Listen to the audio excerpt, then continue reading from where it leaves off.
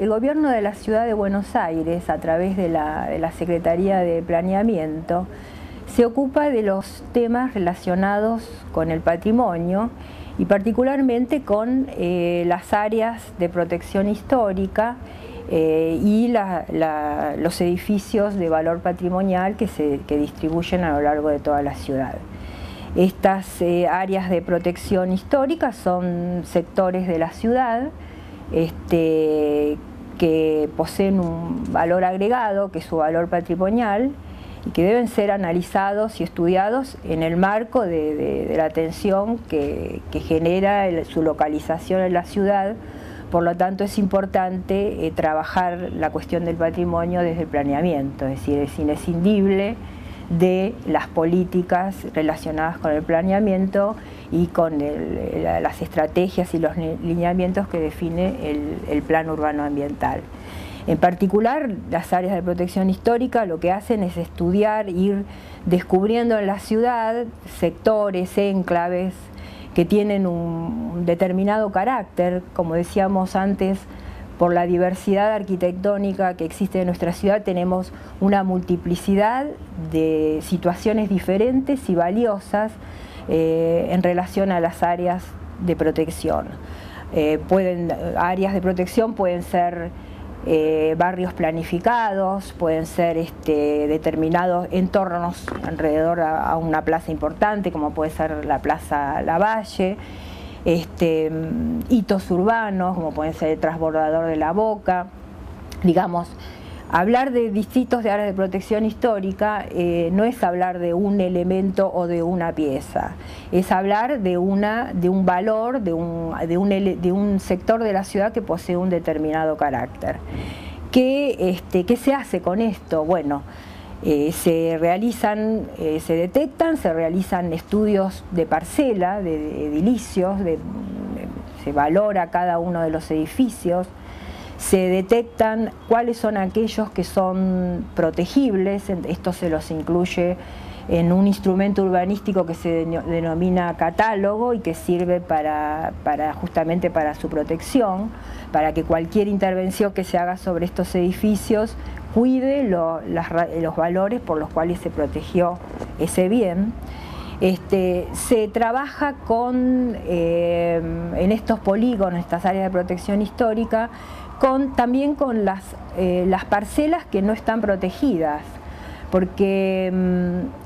justamente para darle espacio al presente, para que la obra nueva que se incorpore tenga una escala y unos lineamientos que potencien la pieza que se protegió, de tal manera que se forme un conjunto que sea armónico y que le aumente valor más que se lo quite. Entonces, como decíamos al principio, el presente es importante en la cuestión del patrimonio y de alguna manera esta normativa, este sistema normativa intenta reconocer ese concepto de la presencia del presente, por decirlo de alguna manera, dando normas para las obras nuevas. También es muy importante en estos sectores o en estas áreas el espacio público. El espacio público cose justamente todas las parcelas y todos los tipos, y muchas veces nosotros no tomamos conciencia del peso que tiene el espacio público, no nos apropiamos de él, y realmente está compuesto por un montón de elementos y componentes que según como estén localizados pueden o no degradar ese ambiente. Cuando hablo de espacio público estoy hablando de las aceras, de las calzadas, de las fachadas, de la publicidad, de las marquesinas, de la forestación, del mobiliario urbano, es decir, todos esos elementos que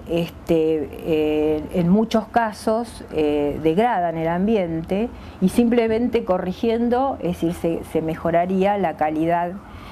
del espacio público y del contexto en general. También estas normas de protección tienen en cuenta el tema de los usos del suelo, es decir, estas áreas de protección, como decíamos en algún momento, no están escindidas de la ciudad en su conjunto. Entonces los usos del suelo generalmente tienen que compatibilizarse con el lugar donde se inserta ese área de protección, o sea, cómo juega en el rol, cuál es su rol en el contexto general de la ciudad, y también cómo se equilibra la tipología que uno quiere proteger. O sea, porque es un juego de equilibrios inestables, ¿no? Es decir, por un lado tengo que proteger determinadas tipologías que fueron generadas en el pasado, y por otro lado tengo que poder instalar nuevos usos y hacerlas vivas y que tengan una utilidad en el presente. También estas normas de protección tienen en cuenta aquello que tiene que ver con los incentivos, porque uno se pregunta por qué incentivos, porque de alguna manera el patrimonio es en su gran mayoría de propiedad privada, pero también la ciudad lo reconoce como un bien común. Entonces, de alguna manera, ese gesto o esa intención de dar una ayuda a través de distintas formas es una manera de reconocer ese aspecto del bien común que el patrimonio posee.